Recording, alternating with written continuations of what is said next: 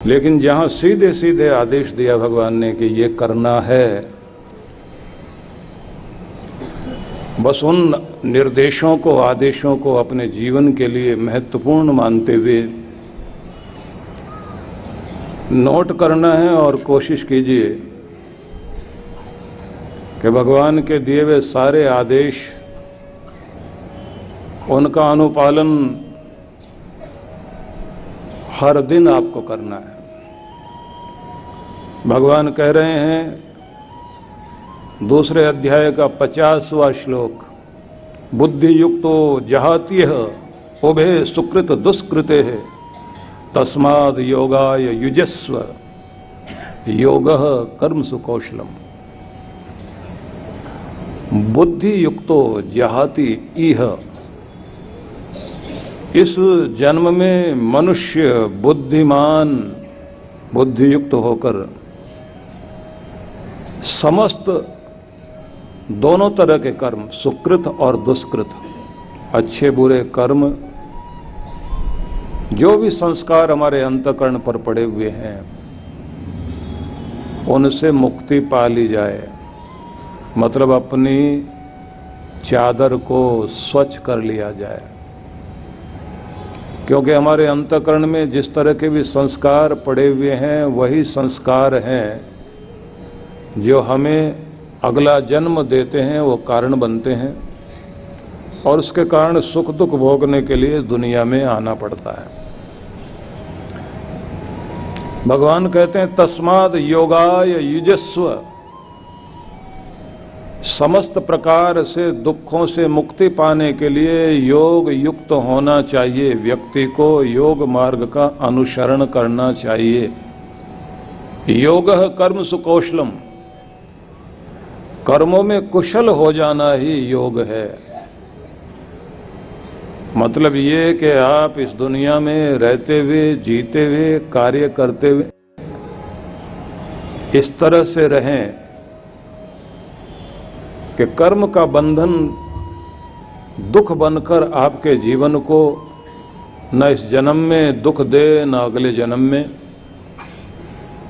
आपको कर्मों की कुशलता को प्राप्त करना है। भगवान ने आदेश दिया कि बुद्धि में समता, मतलब बुद्धि का ईश्वरीय भाव, भक्ति भाव अपनाते हुए, बुद्धि को भगवान से जोड़ते हुए इस तरह चलिए कि आपके कर्म बंधन का कारण ना बने। समझाना ये चाहते हैं भगवान कि कर्म तो करना ही पड़ेगा जब तक आप जिएंगे, और जो भी आप कर्म करते हैं उन सबके संस्कार, उनकी याद, उनके बीज हमारे चित्त पर पड़ते जाते हैं। हमारा जो चित्त है, मस्तिष्क के 4 रूप मान लीजिए। एक तो है मन, जिसका काम है विचार करना, अच्छे बुरे विचार करना, और अच्छे बुरे में जो डिसीजन ले उसका नाम है बुद्धि। और जो आपके अंदर हिम्मत पैदा करे वो है अंदर अहम तत्व। और जहां आपकी सारी मेमोरी है, तो मेमोरी बैंक जो है आपका, उसको कहते हैं चित्त।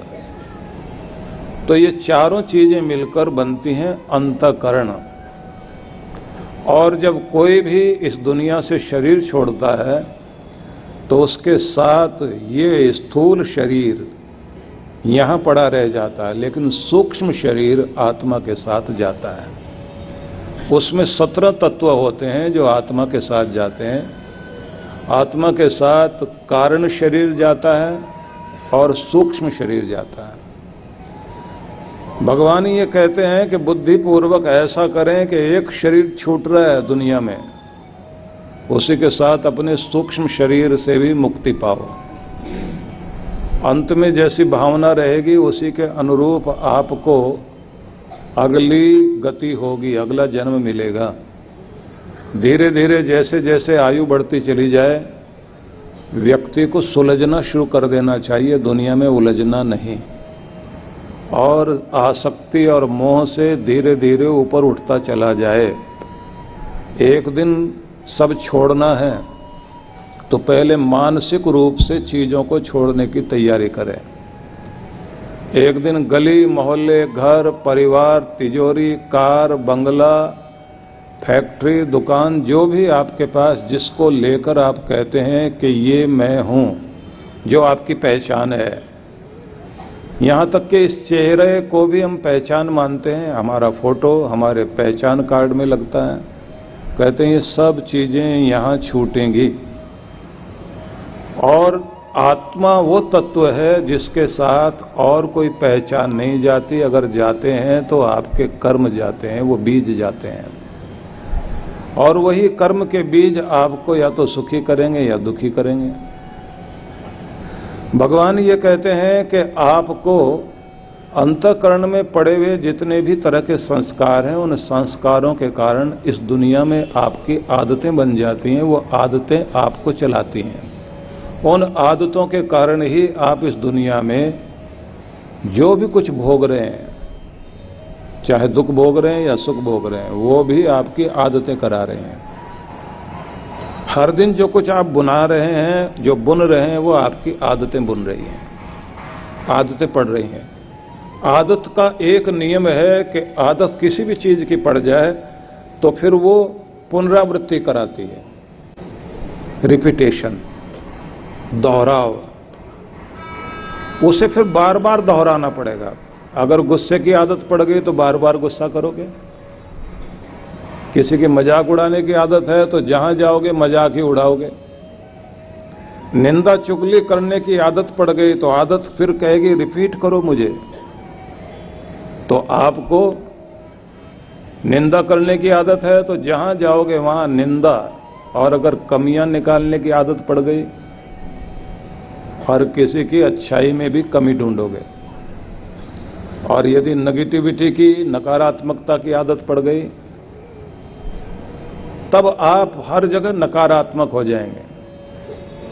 तो समझ में आया, जिंदगी को चलाती है आदतें। आदतें धीरे धीरे बनती हैं। जितनी बार उसको दोहराओगे वो मजबूत होती जाती है। जितनी मजबूत हो गई उनकी पकड़ मजबूत हो जाती है। फिर वो आदतें आपको बांध के रखती हैं। फिर कसम खा के आप सोचिए कि अब मैं बदल रहा हूँ, अब आलस्य नहीं करूँगा, सुबह उठते ही सैर करने जाऊँगा, व्यायाम प्राणायाम करूँगा, पूजा पाठ जरूर करूँगा, टाइम का ध्यान रखूँगा। आदत के अनुसार फिर आप चलेंगे, क्योंकि आदत ने जैसा आपको बना दिया।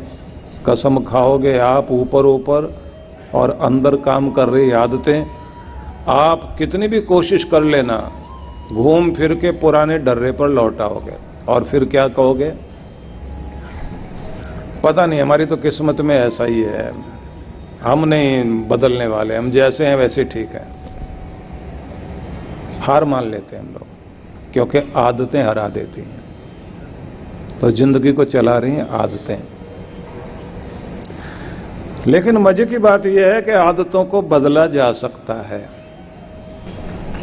बदला जा सकता है अगर आप प्रयास करें। जिन अच्छी आदतों को जिंदगी में बनाना चाहते हैं उसकी प्रैक्टिस करना शुरू कर दीजिए। जब आपने बुराई की प्रैक्टिस की है तो अच्छाई की प्रैक्टिस कीजिए। जब बुराई आदत बन गई है तो भलाई भी आदत बन सकती है, लेकिन उसकी प्रैक्टिस करो।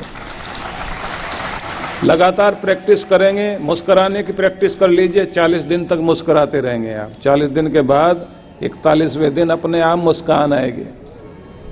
हमारे एक महात्मा जी थे, आनंद स्वामी नाम था उनका। उनके पाँव में दर्द था, चोट लगी हुई थी, घुटने में और शुरू हो गया। स्टेज पर चढ़ने लगे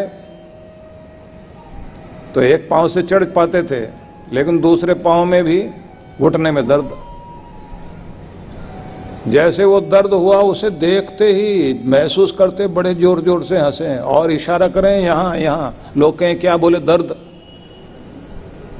बोले आपके तो पाँव में था, बोले अब घुटने में भी हो गया। हंस क्यों रहे? बोले उम्र का मेवा मिलना शुरू हो गया तो हंसूंगा, नहीं तो क्या करूँगा। उन्हें उठा के ऊपर रखा तो जैसे बैठाया स्टेज पर, 5 मिनट तक हंसते ही रहे। उनको देख के लोग भी हंसते रहे। और उन्होंने कहा कि एक जगह के बाद दूसरी जगह भी दर्द आ गया रुलाना चाहता है लेकिन आदत हंसने की पड़ गई, इसलिए हंसना ही ठीक है, आनंद मनाना ही ठीक है। इलाज अपनी जगह इलाज होगा, लेकिन हर समय हाय हाय करने से तो कुछ नहीं है। आह आह और वाह वाह करेंगे तो कृपा होगी, और शिकायत करेंगे तो कृपा से वंचित होंगे। इसलिए निवेदन करना चाहता हूं कि आपका अंतःकरण आपको चलाता है, और सिर्फ ये यही नहीं चलाता, ये आपको अगले जन्म तक लेकर जाता है। आगे तक भी वैसी स्थितियां बन जाएंगी जैसी आज आपने अपने अंतःकरण में संस्कार डाल लिए हैं। इनको धुलना जरूरी है। भगवान कहते हैं कल्याण होगा योग युक्त होने से। योग युक्त मतलब जुड़े रहने वाला व्यक्ति, जिसका ध्यान जिसकी तान वहां जुड़ी हुई है। ऐसे लोगों को आप देखेंगे आंखें बंद करके बैठे हुए हैं, लेकिन संबंध कहाँ जुड़ा हुआ? दुनिया में नहीं, दुनिया के मालिक से जुड़ा हुआ है। और वहां क्या महसूस कर रहे हैं? मंत्र बोल रहे हैं, द्यौ शांति अंतरिक्षम शांति पृथ्वी शांति आप शांति औषधय शांति। जो शांति तेरे द्योलोक से धरती पर बरसती है, जो शांति चांद सितारों से आती है, जो शांति बादलों से बरसती है जलों के द्वारा, और जो शांति इस पृथ्वी में तूने अन्न उगाते हुए मनुष्य को तृप्त करने के लिए दी, जो शांति परमात्मा तेरे देवताओं में है और जो शांति तेरे नाम में है, वो शांति मेरे हृदय में भर। उस शांति को मैं महसूस कर रहा हूं, मेरा रोम रोम आनंद से परिपूर्ण हो रहा है, शांत होता जा रहा हूं, मेरा रोम रोम शांति से युक्त हो रहा है। क्योंकि शांति से ही मुस्कान है, और शांति से ही गुणगान है, शांति से ही तरंग आती है, और शांति से ही उमंग आती है। मैं शांत हो रहा हूं, शांत शांत शांत। अब आंखें बंद और ध्यान जुड़ा हुआ वहां, और असर कहाँ हो रहा है? हृदय में। और दिखाई देता है उसके कर्म में, बात करता है शांति से, चलने में भी शांति और शीतलता दिखाई देती है, व्यवहार में दिखाई देती है। गाड़ी में बैठेगा जाकर इत्मीनान से, शांति से, प्यार से, ड्राइवर से कहेगा प्यार से चलना है, कोई हड़बड़ाहट नहीं, बेचैनी बिल्कुल नहीं, तनावपूर्ण होकर क्यों चलना। अपने ड्राइवर को भी कहेगा कि लंबा सांस ले, चेहरे पर मुस्कान ला, माथा कर ठंडा और प्यार से चल। हमारे पीछे कोई डंडा लेकर आ रहा है क्या? जिंदगी एकदम बदल गई है, क्योंकि वहां से ली है शांति, अपने हृदय में उतारी। जैसा आदमी वैसे उसके नौकर चाकर। आदमी खुद गुस्सेबाज, नौकर चाकर उससे भी ज्यादा गुस्सेबाज। आदमी मुस्कुरा रहा है और अपने नौकर से भी कहता है कि चेहरे पर मुस्कुराहट रखो। दुकान में मुस्कुराहट लेकर के खड़े रहोगे तो लक्ष्मी दूसरे के पास भी है तो आपके पास आना शुरू कर देगी, और खुद जले भुने बैठे हैं तो आपकी भी लक्ष्मी बराबर वाले के पास चली जाएगी। मुस्कुराहट और शांति और संतुलित रहना। तो भगवान ये समझा रहे हैं कि तुम योग युक्त हो जाओ, आदत बनाओ जुड़े रहने की। सुबह सुबह परमात्मा के प्यारे भक्त लोग भगवान के ध्यान में बैठते हैं, तो ध्यान में बैठने का मतलब कनेक्ट होना। भगवान श्री कृष्ण ने गीता में जगह जगह एक शब्द का प्रयोग किया, युक्त और योग, जिसका मतलब होता है जुड़े रहना, कनेक्ट होना, संबंधित होना। संबंधित होना किससे? भगवान से, भगवान की भगवत्ता से। भगवान की भगवत्ता शांति में, संतुलन में, प्रेम में, साहस, उमंग से पूर्ण होना, तरंगित रहना, गुनगुनाते रहना। वो जो उसका ऐश्वर्य है भगवान का, उससे संबंधित होकर के बैठिए। मतलब आपने पूजा पाठ करने बैठे तो चुंबक बन जाओ। चुंबक जैसे लोहे को खींच रहा है, आपने भी कुछ खींचना है। क्या? भगवान से कुछ खींचना है। दुनिया के सारे पेड़ पौधे सब चुंबक बने हुए हैं, उन्हें जिस तरह की चीज खींचनी अपनी तरफ। नीम कड़वाहट को खींच रहा है, गन्ना मिठास को खींच रहा है, धरती से भी, आसमान से भी, हवाओं से भी, पूरे ब्रह्मांड से आप अपनी तरफ शांति को, प्रेम को, संतुलन को, आनंद को, उत्साह को, सुख को खींचना शुरू कर दीजिए। और जब आप ध्यान में बैठे हुए हो, महसूस करो कि चारों तरफ से परमात्मा का ये ऐश्वर्य मेरे सिर से लेकर पांव तक फैल रहा है और मैं इसे धारण करता जा रहा हूँ। आनंदित आनंदित और आनंदित और शांत और प्रफुल्लित और खुश और धन्यवाद धन्यवाद करते हुए भगवान को दोनों हाथ जोड़ के प्रणाम करते रहना।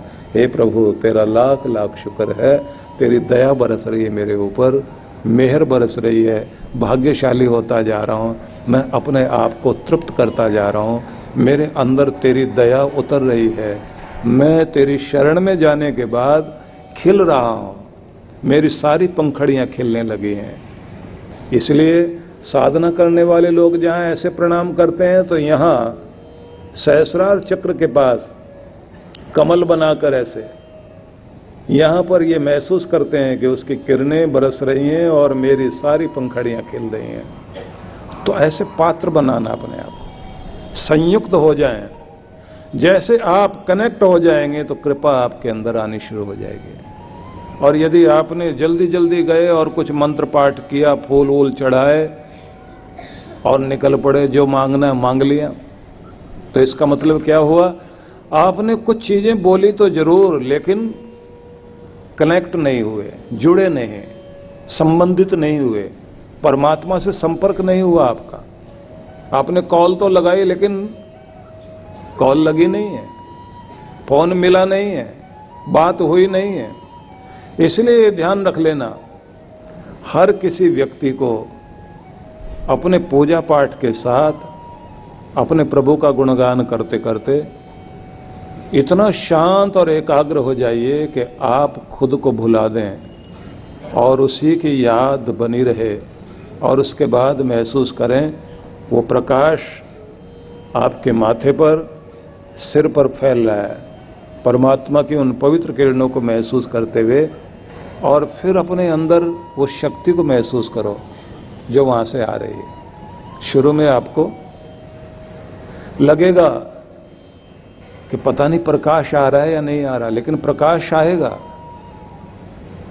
लाइट आए तभी हमें महसूस हो, नहीं, आप अनुभव करो कि कृपा आ रही है, शांति आ रही है, शांत हो रहा हूँ। जैसे आप लंबा गहरा सांस लेकर छोड़ें और ध्यान टिकाएं और कहें शांति मिल रही, और अपने को कहें शांत शांत शांत, तो आपके हृदय में महसूस होगा कि मैं शांत हो रहा हूँ। और जैसे कहेंगे परमात्मा का आनंद मुझे प्राप्त हो रहा है, उस आनंद रस में मैं भीग रहा हूँ, तो अपने चेहरे पर आनंद को लाना और सच में कनेक्ट हो जाएंगे, आप आनंद से कनेक्ट हो जाएंगे। एक बात और याद रखना, भगवान मेरा दुख दूर करे ये सबकी कामना है, लेकिन ये कामना पूर्ण तब होती है जब आप अनुभव करते हैं कि मैं सुखी हो रहा हूं, कृपा हो रही है, दया हो रही है, दुख हट रहा है, बीमारी भाग रही है, मैं उस प्रोसेस में चल पड़ा हूं, उस प्रक्रिया में चल पड़ा हूं जिसमें मेरा उद्धार होना शुरू हो गया है, मेरा सवेरा होना शुरू हो गया है, मेरा अंधेरा छट रहा है, रोशनी आने लगी है। ये आस जैसे बनने लग जाएगी, कृपा होनी शुरू हो जाएगी। आस बनाना शुरू करिए। और अगर आस है नहीं और आप क्या सोचते हैं कि कह नहीं सकता बात बनेगी भी या नहीं बनेगी, क्योंकि मैं तो प्रार्थना करता रह जाता हूं और मेरी प्रार्थनाओं को मेरा भगवान सुनता ही नहीं, मैं तो यहाँ भी गया, मैं तो वहाँ भी गया, सब जगह जाके देख लिया, लेकिन बात नहीं बनी, अब भी पता नहीं आगे कुछ बात बनेगी नहीं बनेगी। ये निराशा वाली बातें आपको आगे नहीं जाने देती। इसलिए प्रार्थना है अपने आप को संयुक्त करें भगवान से, जप करने का जो तरीका है आपका, ये भी भगवान से जुड़ने का तरीका। भगवान का कीर्तन करते हैं, वो भी आपको भगवान से जोड़ता है। आप प्रार्थना करते हैं, प्रार्थनाएं भगवान से जोड़ती हैं।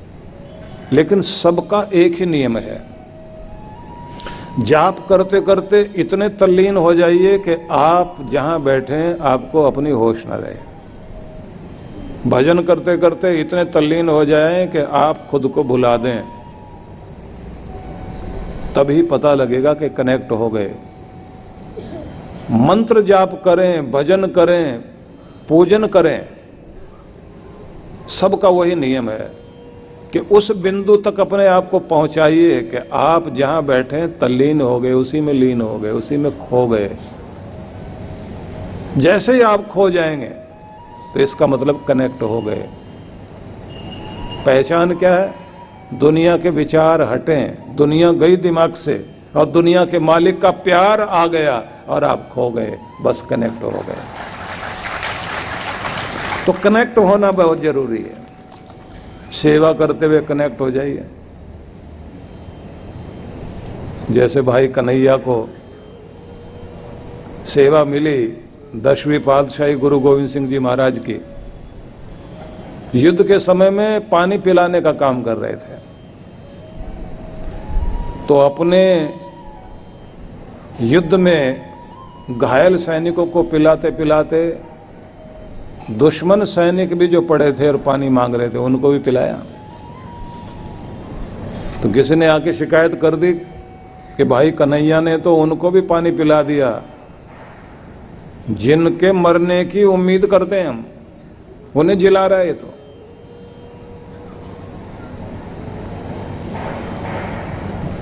उनको बुलाकर पेश किया गया गुरु गोविंद सिंह जी महाराज के सामने। तो गुरु गोविंद सिंह जी महाराज ने पूछा कि क्या कर रहे थे? बोले सेवा। कैसी सेवा? बोले जो आदेश मिल गया कि पानी पिलाओ घायलों को, तुमने तो दुश्मन को भी पानी पिलाया। बोले मुझे तो मेरे गुरु का रूप इधर भी दिखाई दे रहा था, उधर भी दिखाई दे रहा था। जो भी दर्द का मारा है उसमें मेरे गुरु का रूप दिखाई दे रहा था, और ये पानी नहीं था, ये तो मेरे गुरु की कृपा जा रही थी वहां तक, उन सब तक वो कृपा पहुंच रही थी, क्योंकि मेरा गुरु किसी के लिए भेद नहीं करता। वो तो सूरज की किरणों की तरह सब पर एक साथ बरस रहा है, बादल बनकर सब पर बरस रहा है। उसके भाव सुनते ही उन्होंने गले लगाया उसका। सेवा वाला व्यक्ति पक्षपाती हो जाए तो फिर सेवा नहीं रहती। जो सच्चे सेवा वाले लोग रहे हैं उन्होंने तो अपनी सेवा से ही भगवान को पा लिया। इसलिए अगर आपको मौका मिले, आपके दरवाजे पर कोई आए, कभी भी अपमान मत करो। लोगों को लगता है दरवाजे पर आया तो बैठाओ, बाहर इंतजार कराओ। वो भी लोग हैं जिनको जब पता लगता है तो जाते हैं, आदर मान देकर आते हैं। हम लोगों को ध्यान है, हम लोगों ने जब पहला मंदिर बन रहा था, लगभग 24 मंदिर हम लोगों ने पूरे देश में स्थापित कराए। दिल्ली में पहला मंदिर बन रहा था तो उसके लिए लोग अपना अपना योगदान देने के लिए आते थे।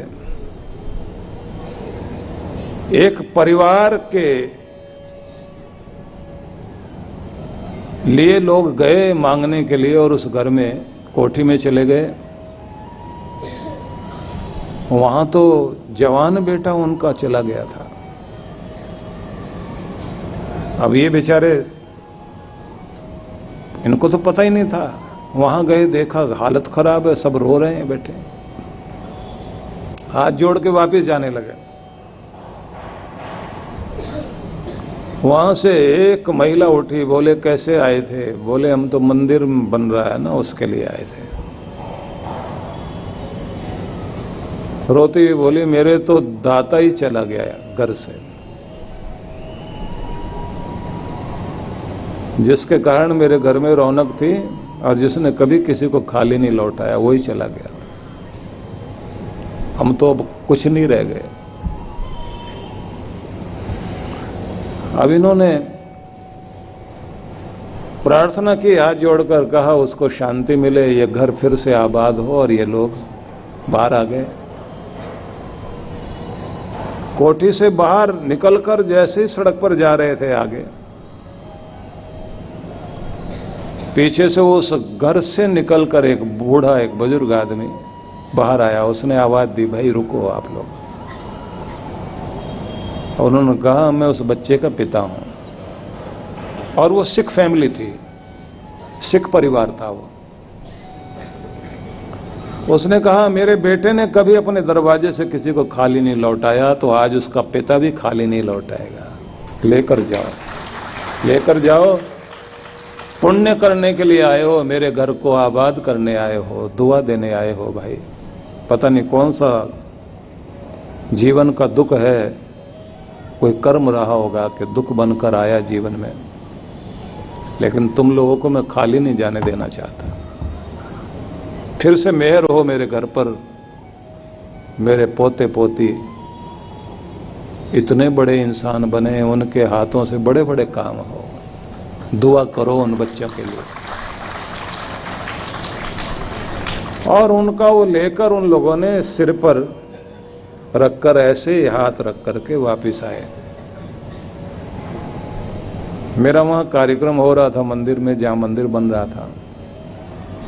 वो लोग स्टेज के पास आगे चलते हुए सीधे उन्होंने कहा कि हम कुछ कहना चाहते हैं। मैंने कहा बताओ। बोले ऐसे से घटना हुई और ये राशि हम लेकर आए, तो पहले आपके हाथ में देकर उसके बाद रसीद तो हम काट के आ गए हैं, उसके बाद इसको यहाँ लगाने के लिए, इसके लिए ईंटें आए, और जैसे बने तो पहले ईंट उस बच्चे के नाम से लगनी चाहिए जिसके पिता ने दिया है। भावना होती है लोगों में। और ये नहीं सोचे मैं देने वाला, उसने इस लायक बनाया ना। अगर भगवान ने हमें इस लायक बनाया है तो कोशिश करो इस लायक बने रहें। नाक भौं सिकोड़ना शुरू कर दें वो ठीक नहीं है। थोड़ा, थोड़े में से थोड़ा सही। सम्राट अशोक ने सब दान कर दिया था और जाकर वो बौद्ध विहार में आश्रम में रह रहे थे, लेकिन आदत थी कि रोज दे करके ही खाएंगे। और एक दिन, क्योंकि कुछ भी नहीं रखा अपने पास, भिक्षुक लोग भिक्षा मांगते हुए उन्हीं के पास कुटिया में आ गए। और उस दिन देने के लिए उनके पास कुछ नहीं था। आधा अनार खाकर रखा हुआ था साइड में। उस दिन उपवास था। मन में था कि शाम को इतना सा और ले लेंगे। जैसे ये भिक्षुक लोग आए और इन्होंने, 3 लोग खड़े थे, एक साथ आवाज दी भिक्षाम दे। सम्राट अशोक हाथ में केले का पत्ता पकड़ा और उसके ऊपर आधा अनार रखकर और दोनों हाथों में लेकर और खड़े हो गए। बोले आज इस सम्राट के पास देने के लिए सिर्फ यही है, आधा अनार। ऐसे करके दिया और वो ऐसे ही लेकर गए पत्ते को, और सब जितने भी भिक्षुक थे सब इकट्ठे हो गए। बोले और कोई भिक्षा आज ग्रहण नहीं करनी। सम्राट अशोक का दिया हुआ अनार का ये जो आधा भाग है, इसका एक एक दाना सब ले लो। और एक दाना मुंह में रखकर तृप्ति अनुभव की, दोनों हाथ हृदय पे रखकर। कितने बड़े भाव से उस आदमी ने दिया। और इसी कारण तो आज भी आप देखिए, हमारे नोट से लेकर हमारे देश की पहचान में सम्राट अशोक दिखाई देता है, अशोक चिन्ह दिखाई देता है। कितने लोग क्या क्या जोड़कर चले गए वो तो याद नहीं रहता, लेकिन कौन कौन क्या क्या कर गए, क्या दे गए, वो जरूर दुनिया में याद है। जोड़ने वाले तो बहुत कोई जोड़ गए, अपने बच्चों के लिए छोड़ गए, लेकिन उनकी कोई पहचान नहीं रही दुनिया में। इस लोक में भी पहचान उन्हीं की और परलोक में भी पहचान उन्हीं की, जिन्होंने सेवा की है, चाहे धन से, चाहे तन से, चाहे मन से, जिन्होंने जिस भी रूप से भगवान से जुड़े रहे, जो भी तरीका आपके पास हो, भगवान से जुड़िए जरूर। जिन्हें जुड़ना आ गया उन्हें अपना कल्याण करना आ गया। भगवान श्री कृष्ण समझाते हैं कि ये मेरा आदेश है कि तुम इस दुनिया में सुकृत कर रहे हो या दुष्कृत कर रहे हो, सबसे मुक्ति पा जाओ। बुद्धि का प्रयोग इस तरह से करो कि दुनिया में उलझने से नहीं, सुलझने की कोशिश कीजिए, ऊपर उठते हुए चलो और हर पल तस्मात् योगाय यस्व, योग का प्रयोग करो। योग के माध्यम से, ध्यान योग के माध्यम से भगवान से जुड़ने वाले बन जाओ और बुद्धि उसी तरफ लगाओ कि तुम्हारी बुद्धि परमात्मा से जोड़ने वाली बने। वो तरीका अपनाओ जिससे आप भगवान के हो सकें, भगवान की तरफ जा सकें। इसलिए कहते हैं ना, मौका जब भी मिले, गुरु का दर हो या भगवान की याद जहाँ भी जाकर आती हो, वहाँ पहुँचते ही सिर झुकाओ अपना, उसे याद करो। जिस भी बहाने से भगवान याद कराता है, याद करिए। गुरु का दर मिल जाए तो कहते हैं ना कि झुको है हजरत तालिब, दरे हबीब है ये, कि उस प्यारे का दरवाजा है। झुको ए हजरत तालिब, दरे हबीब है ये, यही है वो दर जहाँ सर झुकाए जाते हैं।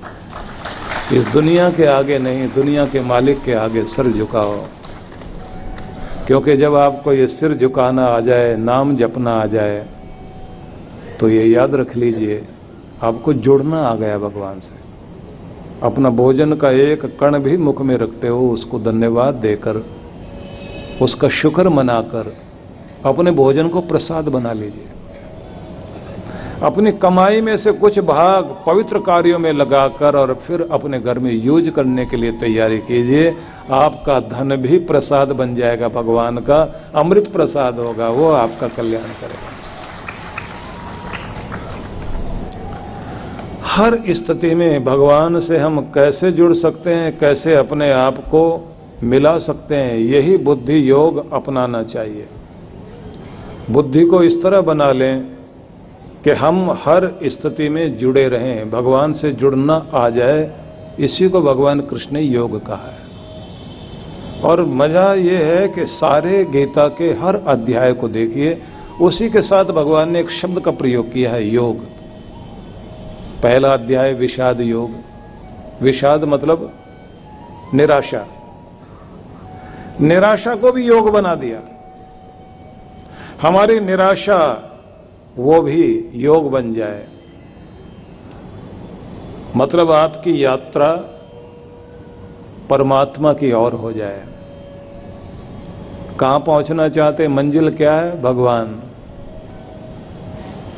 एक एक कदम आगे बढ़ा रहे हैं भगवान की ओर, तो भोग से योग की ओर यात्रा, प्रदर्शन से आत्मदर्शन की यात्रा, चिंता से चिंतन की यात्रा, कोलाहल से मौन की यात्रा, शोर की दुनिया से शांति की दुनिया की यात्रा, अर्जन से विसर्जन की यात्रा और व्यथा से व्यवस्था की यात्रा। आपको ये शब्द सुन के अच्छा लग रहा है, लेकिन चिंतन नहीं हो रहा। एक एक पर ध्यान दीजिए। जैसे चिंता जीवन में है, तो यात्रा यहां से किधर ले जाइए, चिंतन में। व्यथा में है आप, पीड़ा में है, यात्रा को आगे बढ़ाइए, ले जाइए व्यवस्था में। क्योंकि व्यथा तब हटेगी जब जीवन में व्यवस्था आएगी। व्यवस्थित हो जाइए, व्यथा गई। और चिंता आई है तो चिंतन में अपने आप को लगाना शुरू कर दीजिए। खुद के साथ मीटिंग कीजिए, परेशानी क्यों आती है उसके ठीक ढंग से प्लानिंग करो कि क्यों आती है, ये कारण ढूंढकर उसका निवारण शुरू कर दीजिए। चिंतन से चिंता जाएगी और व्यवस्था से व्यथा जाएगी, और प्रदर्शन से कल्याण नहीं होगा, आत्मदर्शन से कल्याण होगा।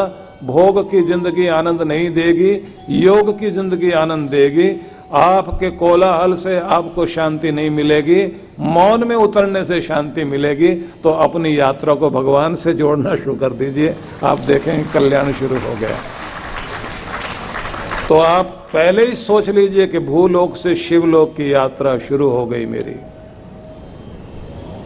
कायरता को मैंने वीरता में बदल दिया है।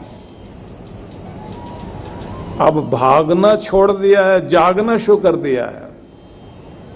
जिंदगी से भाग नहीं रहे, अब जागने की तरफ चल पड़े हैं। तो इसको कहते हैं योग युक्त हो जाना। इसे कहा जाता है कि आप अपनी बुद्धि का प्रयोग करने लग गए हैं। प्रयोग भी उस तरह से, किस तरह से भगवान से मिला जा सकता है, कैसे भगवान की तरफ चला जा सकता है। और ये ध्यान रख लीजिए कि आप भगवान की तरफ चलें, इसका परिणाम यही है कि जिंदगी में आपकी शांति आ रही है, तृप्ति आ रही है, संतुष्टि आ रही है, धन्यवादी हो गए, मुस्कुराहट से भर गए, मधुरता से युक्त हो गए, ज्यादा तृप्त और ज्यादा खुशहाल अनुभव करना। भक्ति आपको एकदम अलग दुनिया में लेकर जाती है।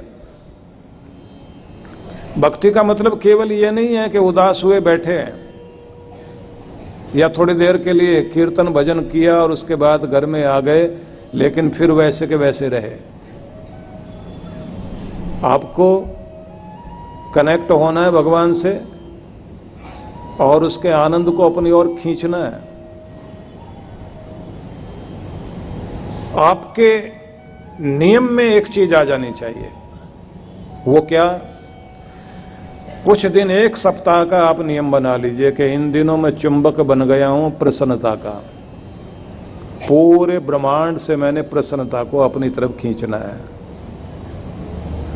अब प्रसन्नता को खींच रहे हैं आप, खुश रहना, मुस्कुराते रहना है और मुस्कुराहट का कारण बनना है, अपनी भी दूसरों की भी। तो आप ये देखेंगे, अगर आपका मन इधर लग गया, जैसे आप किसी से बात कर रहे होते ना, कोई हंसने की बात सुनाने लग जाए, दूसरे को भी हंसने की बातें याद आने लगती हैं, क्योंकि आप वातावरण बनाने लगे हैं। फिर उसने एक सुनाई तो आपको दो याद आने लग जाती हैं, फिर आप और सुनाते हैं। और उसके बाद तो ये होता है कि वो आधा पौना घंटा आपका ऐसा आनंद में बीतता है, न जाने कहाँ कहाँ की हंसने की बातें शुरू हो जाती हैं। और जब आप हंसते जाते हैं, फिर तो छोटी सी बात पे भी हंस रहे होते हैं, क्योंकि आपका चुंबक जुड़ गया प्रसन्नता से। प्रसन्नता से अपने आप को जोड़कर एक सप्ताह तक का अभ्यास कर लीजिए। मुझे खुश रहना है और खुश रखना है। अब बीच बीच में वो स्थितियां आएंगी कि आपका मूड बिगाड़ेंगे, फिर से अपने आप को ठीक करो और फिर से मुस्कुराहट शुरू कर दीजिए। और अगर आप ये अभ्यास करते हैं तो ये ध्यान रख लेना, दुनिया की हर चीज आपको हंसाने की कोशिश करेगी। और अगर आपका ध्यान गुस्से में है, किसी को दी एक गाली, दूसरे ने डबल करके पहुंचा दी आपकी तरफ, आपको फिर एकदम 4 गाली एक साथ याद आती हैं और फिर गालियों का आदान प्रदान, क्योंकि आपका ध्यान जिस चीज पर चला गया वही चीज आपकी तरफ लौटने लग गई। तो उस चीज पर ले जाओ जो आप जिंदगी में पाना चाहते हैं। जहां आप अपनी जिंदगी को देखना चाहते हैं वहीं अपना ध्यान लगा लीजिए और पूरी ऊर्जा उधर लगा करके वही चीज अपनी तरफ खींचना शुरू कर दीजिए। सोचिए कि मुझे जीवन में क्या चाहिए। आज से ही शुरुआत कीजिए।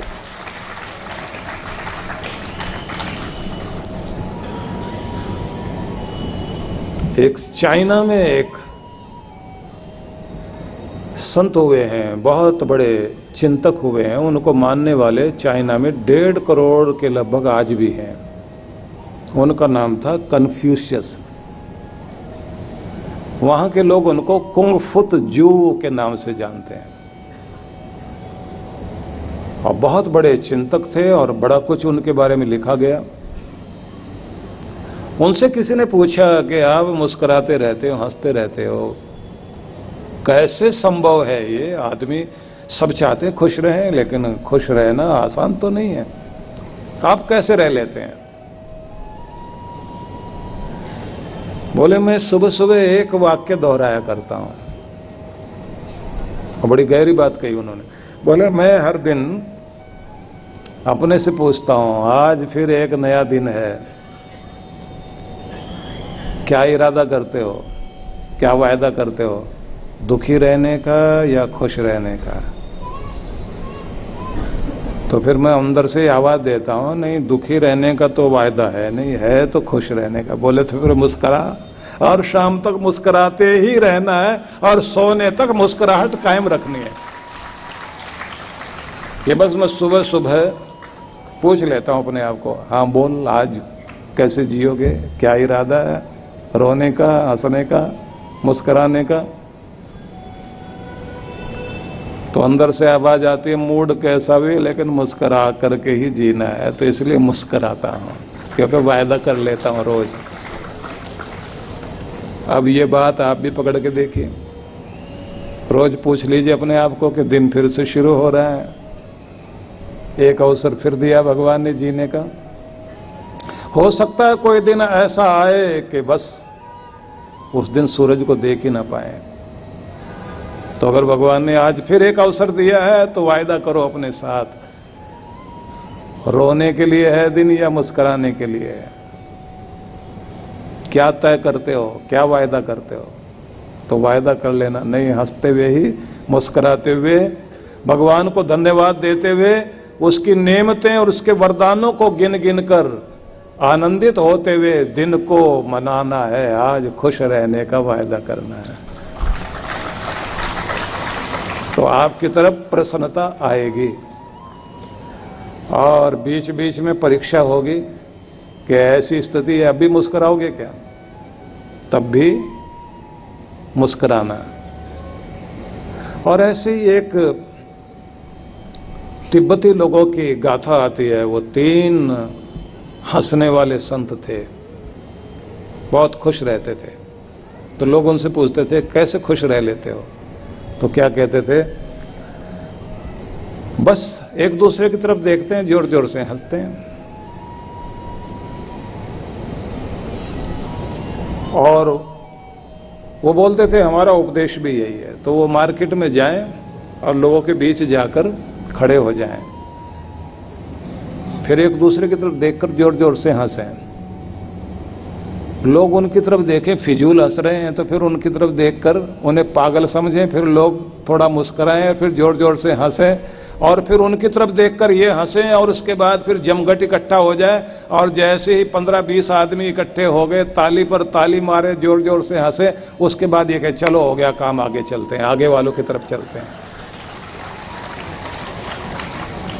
आगे चले गए, अगले चौराहे पर जाके खड़े हो गए, वहां जाके फिर एक दूसरे की तरफ देखा, जोर जोर से ताली मारी, जोर जोर से हंसे। लोगों ने आके कहा, मामला क्या है? फिर वो भी उनको देखकर हंसे, और ऐसे ही 40-50 इकट्ठे हो गए, और फिर जैसे सारे हंसने लगे, और फिर वहीं से निकल जाए, यहाँ का भी काम हो गया, चलो आगे चलते हैं। लोग जाकर पूछें बात क्या है, तो उसके यही कहते हुए सुनते ही जिसने कहा बात क्या, तो फिर वो हंसे जोर जोर से। ये बात पे हंसना चाहता है, यहाँ तो बिना बात के हंसा जाता है। अगर बात पे कोई हंसेगा तो जिंदगी में हंस ही नहीं सकता।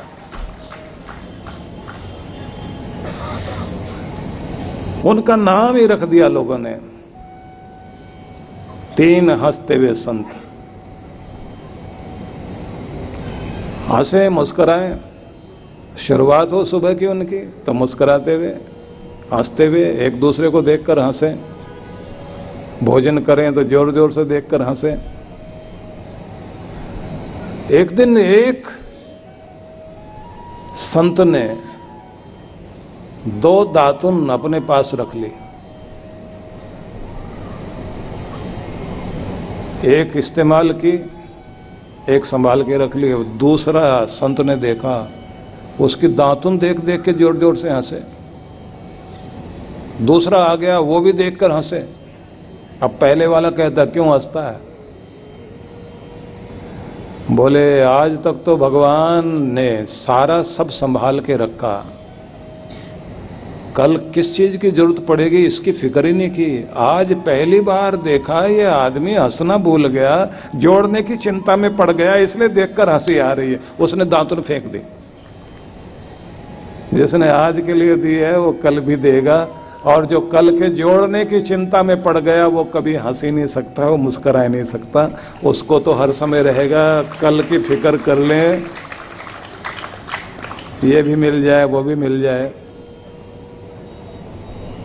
अब रोज ये लोग उसको टोकें। इसने एक दिन दातुन संभाल के रख ली थी और थोड़े दिन ऐसे गुजरे कि जब वो मर गया बेचारा। जैसे मरा, एक कागज लिखा मिला। कागज पे लिखा था, मुझे नहलाना मत, और मेरे कपड़े भी जैसे मैंने पहन रखे हैं ये ऐसे ही रखना, उतारना भी नहीं। अब ये दोनों जोर जोर से हंसे और कहें बड़ा कंजूस आदमी निकला, अपने कपड़े भी साथ ले जाना चाहता है, कपड़ों में भी कुछ छिपा रखा होगा, और नहाना भी नहीं चाहता। उन्होंने कहा जिंदगी भर हंसी बाटी है, अब हंसते हंसते विदाई देते हैं इसको। लेकर जा रहे थे, लोग भी साथ साथ इकट्ठे हो गए, शहर भर के लोग, तीन हंसाने वाले, हंसने वाले, खुश रहने वाले, आनंद के यात्री तीनों आज विदाई, तीनों में से एक विदाई ले गया, चलो छोड़ने चलते हैं। वैसे ही आनंद मनाते हुए जा रहे हैं, सबसे कहें कि भाई आनंद की यात्रा में था ये व्यक्ति, इसलिए आंख में आंसू मत लाना, क्योंकि रुलाने वाले तो दुनिया में बहुत हैं, हंसाने वाला एक था, खुश रहने वाला एक व्यक्ति था, तो तुम भी आनंद मनाते हुए उसको विदाई दो। जैसे ही उसको चिता पर रखा, आग लगाई गई, चारों तरफ से लोग घेर के खड़े हुए थे। और लोगों की आदत है जब ऐसी घटना होती है तो उदास होने लग जाती हैं आंखें, कुछ की आंखों में आंसू आ गए। इन लोगों की भी, इन दोनों महात्माओं की भी हंसी जो हर समय रहती थी वो रुक गई। कि जोड़ी टूट गई, तीन लोगों की थी, तीनों का में से आज दो रह रहे हैं, जाने वाला जा रहा है। चिता में जैसे आग जली और इतने जोर से उसमें धड़ाम धड़ाम की आवाजें आनी शुरू हुई, जोर से जैसे बम फट गया हो ऐसी आवाज आई, धमाका आया और फिर फुलझड़ी छूटने शुरू हुई। और जो झटका लगा एक साथ लोगों को, और फिर लोगों को ध्यान में आया ये तो अपने मरते समय पटाखे वटाखे अपने अंदर भर के लेके आया था कि आखिर में भी झटका दे के जाऊंगा। और उसके बाद जो ताली बजा के लोग हंसे, सबके मुंह से एक ही बात निकली, मरते मरते भी हंसा कर गया है, रुला कर नहीं गया है, उसे जीना आता था। कहाँ ध्यान आपका, आनंद में, रोने में, दुख में, या खुश रहने में? जहां भी अपना ध्यान लगा लोगे वही चीजें आपकी जिंदगी में आकर जुड़ जाएंगी। हमारा ध्यान तो बढ़ता ही रहता है, फोकस किस चीज पर है? भगवान श्री कृष्ण कहते हैं अपना फोकस अपने भगवान में, भगवत्ता में जोड़ लीजिए, और वहाँ का जो ऐश्वर्य है वो जीवन में आना शुरू हो जाएगा।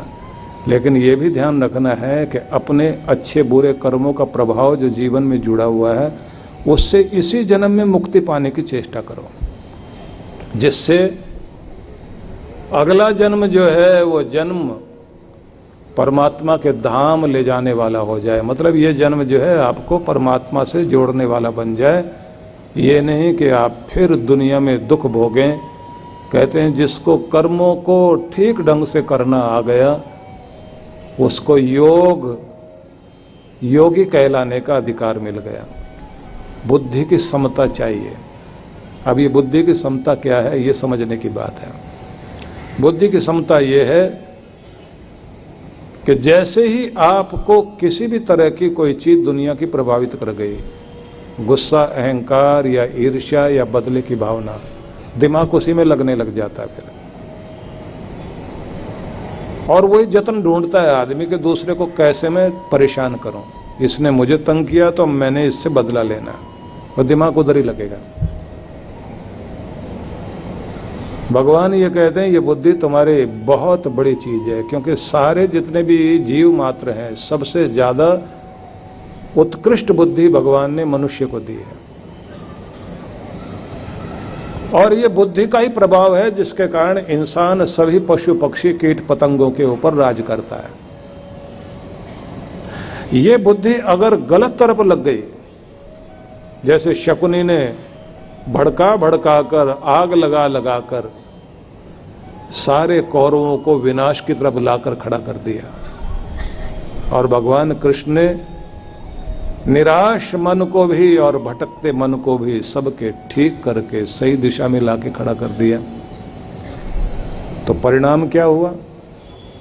राज्य तो मिला ही, लेकिन राज्य मिलने के बाद प्रजा सुखी हुई, धर्म राज शुरू हुआ, धर्म का राज्य शुरू हुआ। युधिष्ठिर राजगद्दी पर बैठे, राजगद्दी पर बैठे तो उनका प्रभाव देखिए आगे क्या हुआ। युधिष्ठिर जब राज कर रहे थे, प्रजा के अंदर वो चालाकी, छल कपट, प्रपंच, धोखा देना, चोट पहुंचाना, बदला लेना, वो सब खत्म हो गया। और एक दिन दरबार लगाकर बैठे थे राजा युधिष्ठिर। युधिष्ठिर के सामने दो किसान आ गए लड़ते हुए।